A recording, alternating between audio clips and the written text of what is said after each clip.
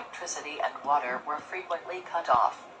Overall, it was not the best environment for children or anyone else. Sharon grew up knowing she had to take care of herself. Sharon had dropped out of school when she was only 9 years old, and her chances were looking bleak at this point. She had one older brother, 15-year-old John, and an 8-year-old sister, Kristen. Nonetheless, Emma did not fail to provide for her children. But there was no doubt about it, she was not a nice mother. Sharon and Kristen shared a father who was completely absent from their lives. Fortunately, Sharon had one person on whom she could rely, John. Despite being 15, John was a rock and a pillar of support for Sharon. He adored his little sisters and did everything he could to keep them fed and dressed properly. Because John was a school dropout, his family had no idea he was involved in a bad mob. One day, John vanished from his house. Sharon and Kristen had been waiting all day for their brother to come home, but he never did. Emma arrived in the early hours, but she was so high that she didn't notice John hadn't returned home. Naghahanap Police ka lang officers talaga ng sakit arrived on ng their yung doorstep the katawan. following afternoon. The police informed them that John would not be returning home, leaving Sharon without her only ally on the planet. Unfortunately, John was caught in a crossfire incident. Emma was taken aback, and she burst into tears. Sharon and Kristen approached, concerned as they had never seen their mother sobbing before. Following this terrifying incident, the CPS launched an investigation. Emma refused to let the social worker in the first time they Patingin nga ako came. ng ulam mo. The social worker returned the next time with a warrant and was able to look inside. There was barely enough food, and Sharon and Kristen were sharing a mattress. Looking at the situation, the social worker quickly determined that the children needed to be placed in foster care. The day had come when the girls would be separated from their mother. Sharon and Kristen were desperate to stay behind, both in tears, but they had no say, regardless of their feelings. Foster care was a nightmare for Sharon, and her entire world fell apart. When Kristen was adopted by a young couple, the sisters were separated. She had just lost the only member of her family. Sharon grew increasingly depressed as her birthday approached, as she had no one with whom to celebrate. Even though there were other children in foster care, they weren't very nice to her. Sharon arrived home from school one day to find a very irritated foster mother. Sharon was being accused of drawing on her bedroom walls, but she knew that she hadn't done anything. The lady hit Sharon 3 times over the knee for something the little girl hadn't even done. Sharon dashed back to her room, completely broken. Sharon quickly realized she needed to get out of there. Emma was a terrible mother, but she never hit any of her children. Perhaps because she didn't care enough, but this display of brutality left Sharon with a bad feeling, and she quickly devised an escape plan. Sharon's room was on the ground floor, and she was small enough to fit through the window. She bolted shortly after sunrise. She had no idea where she was going to go, but she knew she needed to get out of there. Unfortunately, during this time, she was taken advantage of by an older boy, and she got pregnant at the innocent age of 10. At that time, Olivia had appeared as an angel. Sharon had rushed past Olivia down an alleyway where an elderly woman called out to her in a thick foreign accent. Olivia inquired about Sharon's family, and Sharon described her childhood and her time in the foster home. Olivia finally stopped her and gave her a big hug. Olivia decided to take Sharon in and look after the little girl. Sharon learned that Olivia was originally from Czechoslovakia but had fallen on hard times, which was why she'd ended up living on the streets. Olivia knew her way around and had befriended a few local shopkeepers who helped the old woman with weekly food.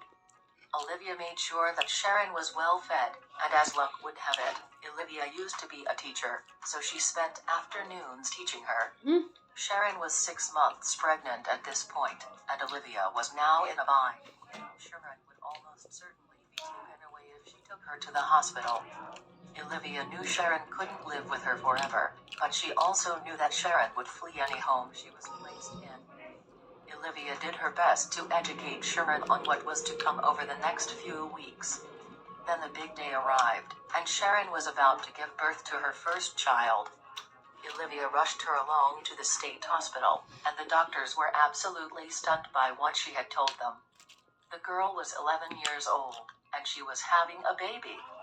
They'd never seen someone so young in that position. Sharon also happened to be pregnant with twins. Even though she was so young, Sharon insisted that her babies were not going to be taken away from her.